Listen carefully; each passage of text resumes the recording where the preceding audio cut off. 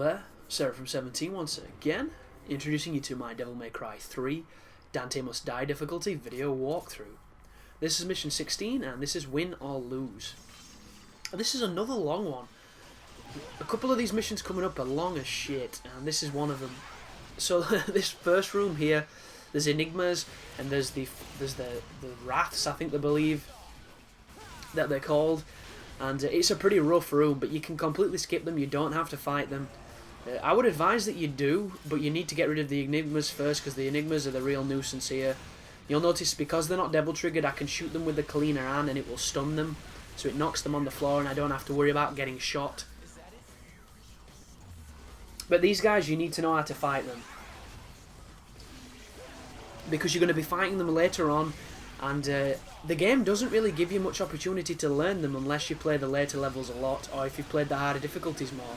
But they'll teleport a lot, and they do a couple of predictable attacks. They're kind of a combination of all the sins, sorry. They've kind of got moves that are reminiscent of each of the dudes that you've fought so far. They're just stronger, they're tougher, and they're assholes, essentially. Especially when they're devil triggered, because they're a nuisance. And on mission 19, there's an area where you've got to kill a lot of them really quickly, and it's very hard on Dante Must Die unless you're good at the game. And I find it challenging because the time limit's pretty strict to kill that many enemies that fast, so you've just got to get kind of lucky sometimes. And these guys block a lot. They block, they jump away, they're annoying as hell, they're hard to interrupt. It's, you know, they muck about, they can't swim, they attract enemy radar. They're just not a fun enemy to fight. But once you learn them, they're not too bad. And if you can get them all so that they're not devil triggered and you can juggle them, they can be really easy to kill. And the Ultimate Tempest is exceptionally good at doing that, so you'll have to watch out for me doing that in mission 19, I believe, the start of mission 19. But what we're doing here is we need 2 pieces of these crazy artifacts to open a doorway. One of them is a moon relic and the other one is like a sun relic, I think. And there's 2 ways to go. You can either go left or right, and each way will lead you to a different piece of this key that opens the door. So I've come this way, and I actually fuck up on this part, because once you kill everything in this room, you get an item that enables you to go into a room at the opposite side of the corridor that led to here. But I don't think I go there directly. I actually think I go away to the other side to try and get the other bit, and end up coming back realising I'd not done it correctly. So just be aware of that. But we fought in this room before, so we know what we're doing. It's a bunch more of the... I can't remember the name of these guys. I think the Greeds, the dudes that spawn enemies. So you want to kill the enemy spawners first, and then, you know, take on these enemies afterwards. But there we go. See, it doesn't even give you an item, this room. I don't know why I went in it. And what I should do now is come all the way down towards the camera. Don't go through the room, towards the camera. And then there's another room where you've got to do some fighting, but I'm going to do it after this one because I completely fucked up this part of the game. So I do apologise, guys. We all make mistakes, and I don't know, I just kind of go into autopilot when I play this game because I've played it so much, and sometimes it doesn't benefit you. But I'm going to talk some more Final Fantasy VIII because I've got it on the brain right now. It's an awesome game. If you've not played it, I wish you would. It's just one of those things that... It's a part of my life now. It's a part of my childhood that I'll always remember fondly, and it's just such a cool game. And like, these kids that are in the garden, and essentially this garden is a mercenary camp. It's a school / mercenary camp where you live and you learn and you become, you know, essentially soldiers. And I always thought that that would be a cool concept, because I'm an anime fan. I like watching animes, and a lot of animes are obsessed with school. It's always about things happening at school. I mean, just look at Tenchi Muyo series, as they were always at school when shit was kicking off. Neon Genesis had a massive school part of it. Even Bleach has a massive school interaction section, because the Japanese, you know, they love that period of their life, apparently. And it is a cool period, but I do think Final Fantasy VIII got it probably the most alluring, because the garden is a really cool place to be. You've got all sorts of stuff you can do in it, and essentially you're being trained to be a soldier, to fight against fantastical monsters. in a place where, you know, nobody really dies because there's Phoenix Downs and shit. So it's not like joining the military, because in real life the only thing that compares would be joining the military or a mercenary camp. And everybody knows if you do that, you're going to get sent to Iraq or to Afghanistan, and you're going to get shot by probably someone on your own fucking team, and you're going to die, and then, you know, it's going to suck. But in a Final Fantasy world where this doesn't happen, you can get Phoenix Downs, you can get Phoenix to turn up, you can just always throw an elixir. Piece of piss. And it'd just be a cool place to live, but I don't think my grades would be very good, because every single girl in your team on that game is pretty damn attractive. Even your instructor is pretty damn hot. She's not much older than you, she's hot, and I don't think I would have got very good grades, because, you know, I think my eyes would have wandered. And it's just ridiculous. But a cool place to inhabit. Like, you can get your own cars, you can drive around those ridiculous cars, you can even visit the local town. In that card game, I would be so fucking good at that card game. Totally would. But this is another room that you've seen before. It's just a case of doing what you've been doing throughout the game and being as careful as possible, because this difficulty is punishing and it does a lot of damage to you. But it shouldn't be too bad now. You've got to this point, you're pretty much home clear at this moment. There's a couple of tough fights coming up, but nothing you can't handle. Just look at the life of this standard stupid enemy. So dumb.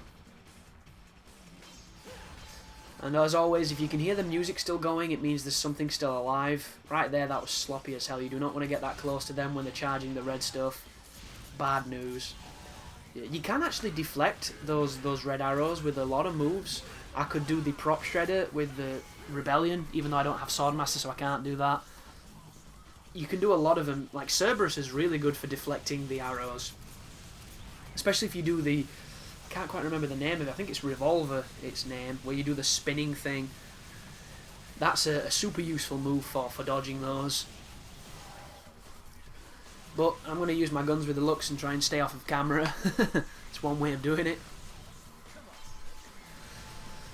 But an extra frustration in not being able to play my Xbox or get on the internet is I've got a new game as well. It's just sat on my shelf, all in its, you know, packaging, just waiting to be played. And there's nothing more frustrating when you've got a game and you can't play it. It's just not cool, man. It's not cool at all. I've even got Final Fantasy X, 12, not 12, what the fuck am I on about? Is it 13-2? There we go. Which I'm actually quite looking forward to playing, because I hated 13, but 13-2's demo was different. It was a bit more, you know, involving, and it could be a really good game. I won't know until I buy another Xbox, even though I did that last month. Fucking hell. So annoying. You'll notice I use Quicksilver to smash the balls, because they're an absolute nuisance to chase them around the room in normal time. It can be done, but I don't like doing it. And then once you've killed all the enemies, you've got to fight a bunch of the chess pieces, and these are the castles.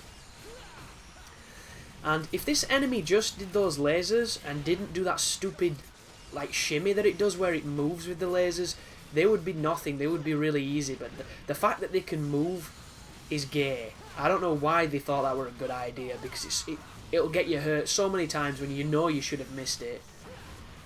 But just, you know, fight in the ways you've been fighting throughout the game, and I'm sure you'll have absolutely no issue with these guys, because they're all pretty standard.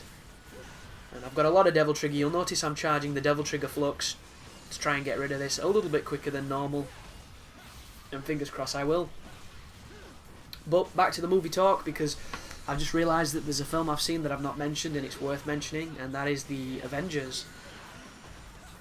So it's called Avengers Assemble in England, and the reason for that is there's a film called The Avengers with a dude in a bowler hat. Not a great film, but it exists, so thus they had to choose a different name. And I'm not a fan of The Avengers Assemble. I think it's faggy. I think it's spoon-feeding, you know, to idiots. It shouldn't have to have that stupid subtitle to it, but it does. And if you've not seen this film yet, it's amazing. And it's amazing because of what they managed to do with it. This is essentially an ensemble cast of superheroes that have all had their own films, that have all done, you know, respectively well and been interesting and carried them, you know, as well as they could have. all thrown into the batch in the same film, and they somehow managed to pull it off where it wasn't too contrived, it wasn't, too ham-fisted.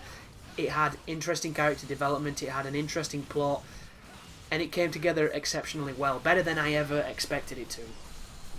And everybody in it, the acting was flawless, there's nothing I can really complain about. The script is what surprised me the most. The script was absolutely fantastic, the dialogue between the characters was great, and it is Joss Whedon, so he's known for it, but I've never been the biggest Joss Whedon fan. My only thing that I like by him is Firefly. Didn't like Angel, didn't like Buffy. Firefly is amazing, and cannot knock his script. His script is terrific, and he also directed it, which I didn't realise. And there's a couple of shots in this film, some of the cinematography is fantastic. Especially a lot of the... I've got a fetish for angles where the camera stays in a fixed position and it moves with something. And what I mean by this is there's a shot in the Avengers where you're kind of in the seat of a taxi, you're in the back seat of a taxi, and the taxi gets flipped on its head, and the camera's as if it's sat in the taxi as this entire thing happens, and we never cut away to see the taxi flipping. It's one continuous shot where it gets flipped, and I love any of these follow shots that are happening in Hollywood right now.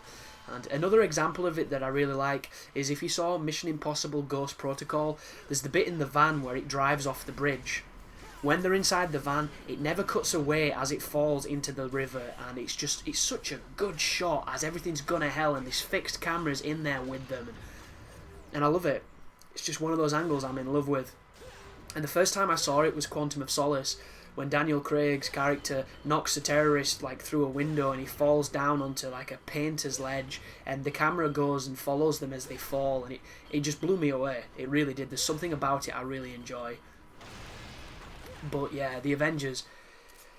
I've got two major problems with the film. They're all story related and they're all kind of contrived, but it is what it is. My first one is the army.